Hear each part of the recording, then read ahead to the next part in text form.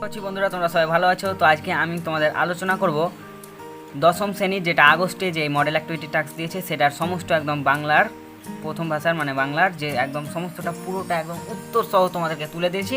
তোমরা সেটা একদম ভালো করে স্পষ্ট করে নোট করে নেবে। আর ভিডিওটি দেখার আগে অবশ্যই সাবস্ক্রাইব করে পাশের বেল আইকনটি ক্লিক করবে যাতে তোমরা আরও গুরুত্বপূর্ণ ভিডিও আমাদের এই চ্যানেল থেকে পেতে পারো। তো শুরু করা যাক আমাদের আলোচনাতে। তো তোমরা দেখবে এখানে কম বেশি 20টি শব্দের মধ্যে উত্তর এখানে আছে। তো আমি একদম শুরু করে দিই এখান থেকে। তো এখানে 1.1 আছে, বলছি যে গল্প শুনে খুব গম্ভীর হয়ে গেলেন হরিদা। হরিদা কোন গল্প শুনেছেন? তো এটার উত্তরটা এখানে দেখে নিই। বলছে বহুরূপী গল্প অবলম্বনে জগদীশ বাবুর বাড়িতে এক উঁচু দরের সন্ন্যাসীর আগমন। পায়ের ধুলো দেওয়ার কৌশলে ওই সর্বত্যাগী সন্ন্যাসীর সোনার বোল লাগানো খরম ও 100 টাকার প্রণামী গ্রহণের অদ্ভুত গল্প শুনে হরিদা গম্ভীর হয়ে গিয়েছিলেন। তারপরে নেক্সট 1.2 এর বিদায় এবে দেহ বিধুমুখী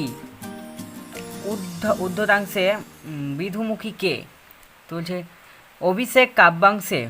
অভিষেক কাব্যাংশ অবলম্বনে উদ্ধৃতাংশে উল্লেখিত বহুমুখী হলেন ইন্দ্রজিৎ তথা মেঘনাথের স্ত্রী প্রমীলা সুন্দরী, অর্থাৎ বিধুমুখী হলেন ইন্দ্রজিৎ। নেক্সট চলে আসবো আমরা 1.3 মাভো মাভো এমন উচ্চারণের কারণ কি? যে প্রলয়োল্লাস কবিতায় কবি কাজী নজরুল ইসলাম মাভো মাভো এই প্রতীকী শব্দের ব্যবহার করেছেন। এই জগৎ জোড়া প্রলয় তথা ধ্বংসাত্মক পরিস্থিতিতে দাঁড়িয়ে পরাধীন ভারতবাসীর মনে হতাশার মেঘ সরিয়ে সাহস নির্ভীকতা সঞ্চারের মধ্য দিয়ে অভয়বাণী শোনানোর জন্য। তারপরে আমরা নেক্সট চলে আসবো 1.4 এর যে ডট ডট দেওয়া আছে দুজন বন্ধু নোক আসার কথা ছিল। দুজন বন্ধু নোক আসার কথা ছিল, বন্ধুদের কোথা থেকে আসার কথা ছিল? যে পথের দাবি গল্পে গিরিশ মহাপাত্র জানিয়েছেন এনানজাং থেকে তার দুজন বন্ধু আসার কথা ছিল। তারপরে আমরা নেক্সট চলে আসবো 2 এর চলে আসবো। মানে কম বেশি 60টি শব্দের উত্তর দাও। ওটা কি মানে 2 এর অনের আমরা প্রশ্নটা পড়ে নিই। ওটা কি একটা বহুরূপী নাকি? প্রশ্নটি কাদের মনে জেগেছে? তাদের মনে এমন প্রশ্ন জেগেছে কেন? তো আমরা উত্তরটা এবার দেখি। বলছে উদ্ধৃত অংশটি কথা সাহিত্যিক সুবোধ ঘোষ রচিত বহুরূপী গল্প থেকে গৃহীত হয়েছে। কোনো এক সন্ধ্যাকালীন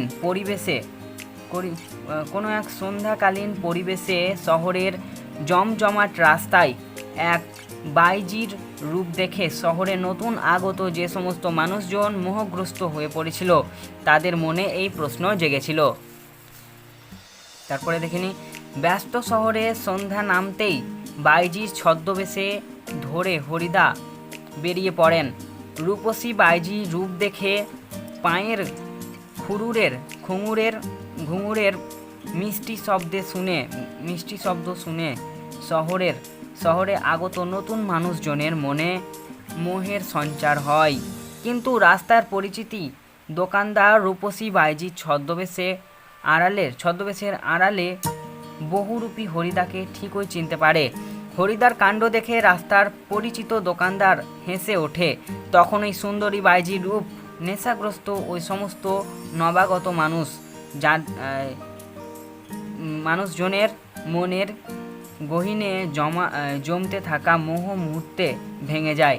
একজন পুরুষ বহুরূপীর কৃত্রিম রূপের মোহে তারা মজেছিল এটা ভেবেই তাদের চোখে মুখে চরম হতাশা আর আচ্ছিল্য ভরা একটা প্রশ্ন উঠে আসে, ওটা কি একটা বহুরূপী নাকি? তারপরে আমরা 2.2 এরটা চলে আসবো। নাদিলা করবুর দল হেরি বীর বরে মহাগর্বে। করবুর দল শব্দের অর্থ কি? বীর বর কোথায় উপনীত হলে এমনটি ঘটেছে? উদ্ধৃত অংশটি মাইকেল মধুসূদন দত্তের রচিত অভিষেক নামক কাব্যাংশ থেকে গৃহীত হয়েছে। করবুর দল শব্দের অর্থ হলো রাক্ষস দল বা রাক্ষস সৈন্যদল। তারপরে তোমরা লিখবে, বীরবর মেঘনাদ যখন শুনেছে যে প্রমোদ কাননে আনন্দরত, এরই মাঝে তার প্রিয় ভাই বীরবহু নিহত হয়েছে তখন এবং পিতা যুদ্ধে যেতে প্রস্তুত, সে দ্রুত ছুটে গেছে স্বর্ণলঙ্কায়। সেখানে গিয়ে সে দেখেছে পিতা লঙ্কাধিপতি রাবণ যুদ্ধ সাজিয়ে সজ্জিত, রাক্ষস সেনা বীর দর্পে আমফালন করেছে, তারা যুদ্ধের জন্য প্রস্তুত, বাজছে যুদ্ধের বাজনা। যুদ্ধযাত্রার এই রকম প্রাক মুহূর্তের আয়োজন যখন তৈরি তার মাঝে রথিশ্রেষ্ঠ ইন্দ্রজিতের উপস্থিতি রাক্ষস সৈন্যদের মনে গর্ব তথা সাহসের সঞ্চার ঘটিয়েছে। তাই সৈন্য সমাবেশ ইন্দ্রজিৎ উপস্থিত হওয়া মাত্রই সমস্ত রাক্ষস সৈন্য দল উল্লাসে গর্জন করে উঠেছে। নেক্সট চলে আসবো আমরা 2.3। তোরা সব জয়ধ্বনি কর। কার জয়ধ্বনি করতে কবির এই আহ্বান? কেন তার জয়ধ্বনি করতে হবে? উদ্ধৃত অংশটি কাজী নজরুল ইসলাম রচিত প্রলয় উল্লাস কবিতা থেকে গৃহীত হয়েছে। কালবৈশাখীর ঝড়ের মতো এসে পরাধীন ভারতবর্ষে স্বাধীনতা কেমন ওড়াতে পারবে এমন ক্ষমতা সম্পন্ন একদল নবাগত তরুণ স্বাধীনতা সংগ্রামীদের জন্য কবি সমগ্র পরাধীন ভারতবাসীকে জয়ধ্বনি করতে বলেছেন। কবি দেখেছেন ইংরেজদের কবলে পরাধীন ভারতবর্ষ অন্যায়, অবিচার, বৈষম্য প্রভৃতি সামাজিক অসুন্দরে ভরে উঠেছে। এই সমস্ত পাপাচার সমাজ থেকে মুছে দেওয়ার ক্ষমতা প্রাচীনপন্থী স্বাধীনতা সংগ্রামীদের নেই। তাই কবি পরাধীন ভারতবর্ষের চোখে আশার বাণী হিসেবে তুলে ধরেছেন ভয়ঙ্কর ক্ষমতা সম্পন্ন একদল নবাগত স্বাধীনতা সংগ্রামীদের স্বরূপ। কবি জানেন এই নবাগত স্বাধীনতা সংগ্রামীরাই একমাত্র পারবে ঝড়ের মতো এসে সমাজের যাবতীয় অসুন্দরকে ধ্বংস করে পুরাতন জরাজীর্ণ মনোভাবের মূলে কুঠারাঘাত করে ভারতবর্ষের পরাধীনতার লাঞ্ছনা মুছে দিয়ে স্বাধীনতার চেতন ওড়াতে। তাই কবি এই নবাগত স্বাধীনতা সংগ্রামীদের জন্য সমস্ত পরাধীন ভারতবাসীকে জয়ধ্বনি করতে বলেছেন। তারপরে আমরা নেক্সট চলে আসবো, কিন্তু ইহা 2.4 কিন্তু ইহা যে কত বড় ভ্রম। কোন ভ্রমের কথা বলা হয়েছে? উদ্ধৃত অংশটি প্রত্যক্ষ কথা সাহিত্যিক শরৎচন্দ্র চট্টোপাধ্যায় রচিত পথের দাবি গল্প থেকে গৃহীত হয়েছে। এখানে ভ্রম বলতে বোঝানো হয়েছে ভ্রাম যাওয়ার সময় অপূর্ব ট্রেনের ফার্স্ট ক্লাস প্যাসেঞ্জারের টিকিট কিনেছিল। ট্রেনের মধ্যে রাত্রের খাওয়া শেষ করে সে পরিতৃপ্ত মনে ঘুমাতে গিয়েছিল। অপূর্বর মনে ভরসা ছিল সে ফার্স্ট ক্লাস প্যাসেঞ্জার, তাই রাত্রে তার শক্তির ঘুমে হয়তো কোনোভাবেই ব্যাঘাত পড়বে না। কিন্তু সেই রাতেই পুলিশের লোক 3 বার ঘুমে ব্যাঘাত সৃষ্টি করেছিল। ঘুম ভাঙিয়ে পুলিশের লোক তার নাম ধাম ঠিকানা বারবার জানতে চেয়েছিল। সেই রাত্রে ট্রেনের মধ্যে তার শান্তির ঘুম হয়নি। অর্থাৎ অপূর্ব ট্রেনের মধ্যে যে সে সুন্দর শান্তির ঘুমের আশা করেছিল সেটা ছিল অত্যন্ত ভ্রম বা ভুল। পরে আমরা চলে আসবো 3-এরটা। প্রশ্নগুলির উত্তর নিজের ভাষায় লেখো। 3.1 তোমরা প্রশ্নটা দেখবে, বড় চমৎকার আজকে এই সন্ধ্যার চেহারা। বহুরূপী গল্প অনুসারে উক্ত সন্ধ্যার চেহারার বর্ণনা করো। তো আমরা উত্তরটা দেখে নিই একবার। উদ্ধৃত অংশটি কথা সাহিত্যিক সুবোধ ঘোষের রচিত বহুরূপী গল্প থেকে গৃহীত হয়েছে। যে বিশেষ সন্ধ্যায় এক জব্বর খেলা দেখানোর জন্য হরিদা বিরাগীর ছদ্মবেশ ধরে জগদীশবাবুর বাড়িতে উপস্থিত হয়েছিল, গল্পের মধ্যে উঠে এসেছে সেই সন্ধ্যার চমৎকার বর্ণনা। তারপরে আমরা নেক্সট পেজে চলে আসব। এবার এই বর্ণনাগুলো বলেছে তোমরা দেখবে। বলছে ক দাগ দেওয়া আছে, বলছে আগেও শহরের গায়ে চাঁদের আলো পড়েছে, কিন্তু উক্ত সন্ধ্যায় চাঁদ যেভাবে তার উজ্জ্বল স্নিগ্ধ জ্যোৎস্না নিয়ে হাজির হয়েছিল, চাঁদের এমন রূপ আগে কখনো দেখা যায়নি। খ উক্ত সন্ধ্যায় সিগ্ধ চাঁদের আলোয় শহরের পরিবেশ চতুর্দিক হয়ে উঠেছিল উজ্জ্বল আলোকময়। সেই উজ্জ্বলতার মধ্যে ছিল এক মোহময় স্নিগ্ধ শান্তি। সন্ধ্যাকালীন পরিবেশে এরকম স্নিগ্ধ শান্তি প্রকৃতির অনুভূতি ছিল শহরে মানুষদের কাছে বিরল। সেই সন্ধ্যায় ফুরফুরে বাতাস হাজির হয়েছিল এই স্নিগ্ধ পরিবেশকে আরও মনোরম করে তুলতে। স্নিগ্ধ চাঁদের আলো, ফুরফুরে বাতাস, এই সমস্তের মধ্যে বাড়ির বাগানের গাছেরও হয়ে উঠেছিল ঝিরঝির শব্দে কলরব মুখর।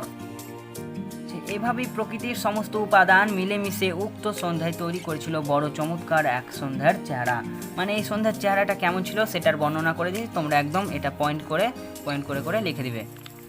তারপরে আমরা নেক্সট চলে আসবো 3.2 এর। ছিরিলা কুসুম দাম রোষে মহাবলীকে তিনি রুষ্ট কেন? উদ্ধৃতাংশটি মাইকেল মধুসূদন দত্ত রচিত অভিষেক নামক কাব্যাংশ থেকে গৃহীত হয়েছে। উদ্ধৃতাংশ উল্লেখিত মহাবলী হলেন ত্রিভুবন জয়ী বীরশ্রেষ্ঠ মেঘনাদ তথা রাবণপুত্র ইন্দ্রজিৎ। মেঘনাদ যখন প্রমোদ কাননে বিলাস কলায় মগ্ন, তখন দাইমা প্রভাসার ছদ্মবেশ ধরে দেবী লক্ষ্মী তার সম্মুখে হাজির হয়। দেবী লক্ষ্মী ইন্দ্রজিৎকে জানায়, এটা পয়েন্ট করে দেওয়া আছে, কি জানিয়েছে দেবী লক্ষ্মী ইন্দ্রজিৎকে? বলছে ক বীর চূড়ামণি বীরবাহু রামচন্দ্রের হাতে নিহত। আর খ রামের সৈন্যরা লঙ্কাপুরী ঘিরে ফেলেছে। আর গ পিতা রাবণ যুদ্ধে যেতে প্রস্তুত হচ্ছেন। মানে এগুলো বলেছিল দেবী লক্ষ্মী ইন্দ্রজিৎকে। তারপর আর একটু আছে, এটা তোমরা লিখে নিবে ভালো করে। যে রামচন্দ্রকে গত সন্ধ্যায় হত্যা করে এসেছে তার দ্বারা ভাইয়ের মৃত্যু। দেবীর মুখে এই অদ্ভুত বার্তা শুনে ইন্দ্রজিৎ চমকে ওঠে। শক্র সৈন্য লঙ্কা ঘিরে শত্রু সৈন্য লঙ্কা ঘিরে ফেলেছে। সেই বীর শ্রেষ্ঠ হয়ে নারীদের সাথে বিলাস কলাই রত। এটা ভেবেই ইন্দ্রজিতের মনে ধিক্কার বোধ জন্মায়। সে নিজের এই কাপুরুষোচিত আচরণের জন্য অত্যন্ত রুষ্ট ক্রমান্বিত হয়ে ওঠে। অত্যন্ত ক্রোধে ইন্দ্রজিৎ তার অঙ্গের সমস্ত সাজসজ্জা ছুঁড়ে ফেলে দেয়। তারপরে নেক্সট চলে আসবো আমরা 3.3। প্রলয়ের বয়েও আসছে হেসে মধুর হেসে। কে আসছেন? তার হাসির কারণ বিশ্লেষণ করো। উদ্ধৃত অংশটি কাজী নজরুল ইসলাম রচিত প্রলয়োল্লাস কবিতা থেকে গৃহীত হয়েছে। উদ্ধৃতাংশে কবি মহাকালরূপী অত্যন্ত শক্তিশালী একদল নবাগত তরুণ স্বাধীনতা সংগ্রামীদের আসার কথা উল্লেখ করেছেন। ইংরেজ কবলিত পরাধীন ভারতবর্ষে কবি লক্ষ্য করেছিলেন চারিদিকে অসুন্দরের দাপাদাপি। তিনি দেখেছিলেন মানুষের জীবন থেকেই এই অসুন্দর মোচনে প্রাচীনপন্থী স্বাধীনতা সংগ্রামীর কর্মপ্রয়াস ব্যর্থ। তিনি বুঝতে পেরেছিলেন এই ব্যর্থতা থেকেই জন্ম উঠে আসছে একদল নবাগত তরুণ স্বাধীনতা সংগ্রামীদের আগমন বার্তা ধ্বনিত। কবির মতে এই নবাগত তরুণদের রূপ ধ্বংসকারী শিবের মতো। তারাই পারবে এই অবক্ষয়িত সমাজকে ধ্বংস করে নতুন সমাজ গড়তে। তারা ঝড়ের মতো এসে জীবনহারা অসুন্দরের বিনাশ করে আনন্দময় চিরসুন্দরের প্রতিষ্ঠা করবে। তাই কবি ওই ধ্বংসাকারী নবাগত তরুণ স্বাধীনতা সংগ্রামীদের বিধ্বংসী রূপের মধ্যে লক্ষ্য করেছেন, আনন্দ অনুভব করেছেন। ধ্বংস মানে নতুন সৃষ্ট, ধ্বংস মানে নতুন সৃষ্ট, তাই নতুন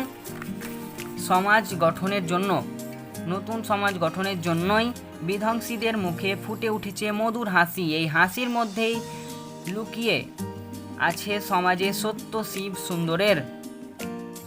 সুন্দরের প্রতিষ্ঠার মধুর বার্তা।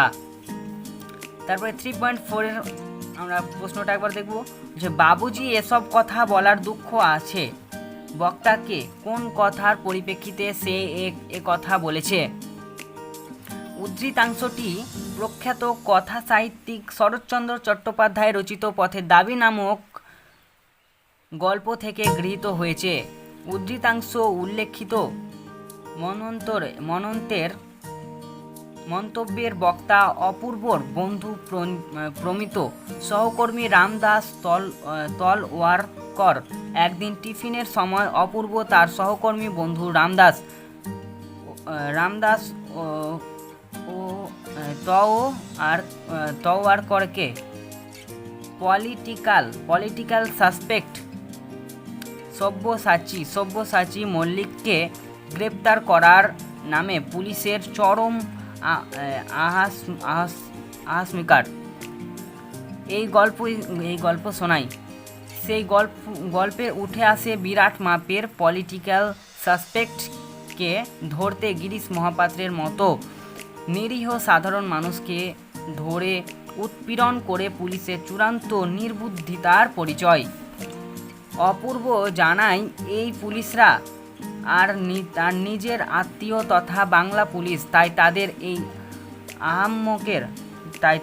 এই আহাম্মকের মতো কাণ্ড করবার অত্যন্ত লজ্জাদায়ক। এই আহাম্মক পুলিশরা তার অত্যন্ত আপনজন হলেও যাকে গ্রেপ্তার করার জন্য তারা উদ্গ্রীব সেই স্বাধীনতা সংগ্রামী তার কাছে অনেক বেশি আপন।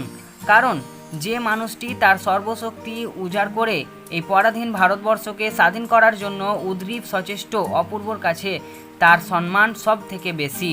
অন্যদিকে ইংরেজদের চাটুকারিতা করে যে দেশজ পুলিশরা এই স্বাধীনতা সংগ্রামীদের গ্রেপ্তার করতে, ভারতের স্বাধীনতা সংগ্রামকে স্তব্ধ করতে বদ্ধপরিকর, তারা যত আপনই হোক না কেন অপূর্ব তাদেরকে সমর্থন করে না। আমরা এবার নেক্সট চলে আসবো যে অপূর্বের মুখ থেকে এই কথার প্রসঙ্গ ধরেই রামদাস আলোচ্য উক্তিটি করে, বাবুজি এসব কথা বলার দুঃখ আছে, অর্থাৎ ইংরেজ শাসকদের কাছে রাজদ্রোহকে সমর্থন করা রাজদ্রোহীর অপরাধের সমান অপরাধ বলে বিবেচিত হতে পারে। অপূর্বের জীবনে দুঃখ ঘনিয়ে আসতে পারে। তারপরে আমরা চলে আসবো পরের কোশ্চেন, যে 4 যে প্রশ্নগুলি নিজের ভাষায় উত্তর দাও। 4 মানে 4.1 আছে, এজন্য চরিত্র চাই, গোয়ার রোগ চাই। ক্ষিতীশ সিংহ কিভাবে কোনির চরিত্র এবং গোয়ার রোগ তৈরিতে সচেষ্ট হয়েছিলেন? তো দেখবো আমরা উদ্ধৃতাংশটি প্রত্যক্ষ কথা সাহিত্যিক মতি নন্দী রচিত কোনি উপন্যাস থেকে গৃহীত হয়েছে।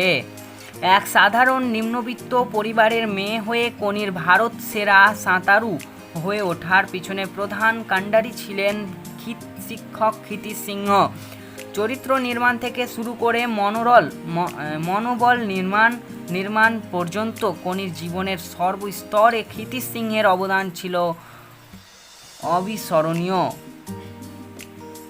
কোনির চরিত্র নির্মাণে ক্ষিতীশের অবদান, যে গঙ্গার ঘাটে কোনিকে দেখা মাত্রই কোচ ক্ষিতীশ সিংহের চোখে এক নতুন প্রতিভা ধরা পড়েছিল। তারপর আলাপ হতেই ক্ষিতীশ বুঝেছিল এর মধ্যে প্রতিভা রয়েছে, কিন্তু অভাবের তাড়নায় এই শৃঙ্খলা বোধ।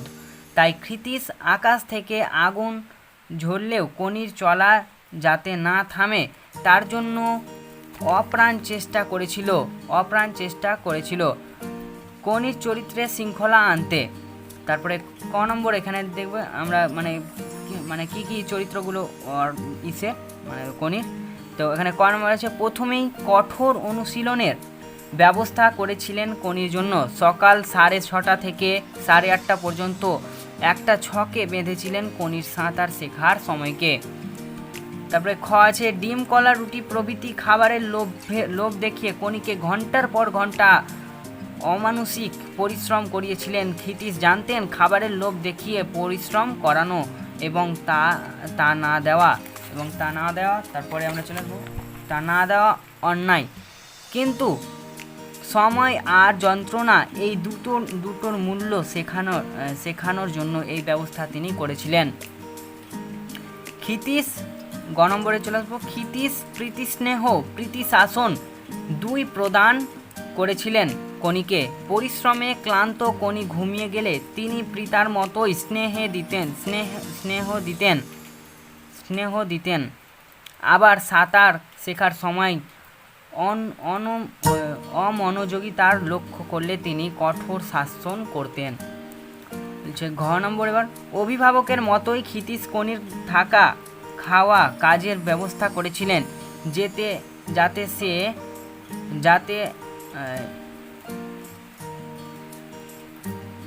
যাতে সে দুবেলা খেতে পারে, স্বপ্ন আরও সুষ্ঠু করতে পারে। তারপর আসবো গোয়ার রোগ নির্মাণে ক্ষিতিশের অবদান। যে ক্ষিতিশ লক্ষ্য করেছিলেন কনির প্রতিভা আছে, স্বপ্ন আছে, কিন্তু নেই জেদ।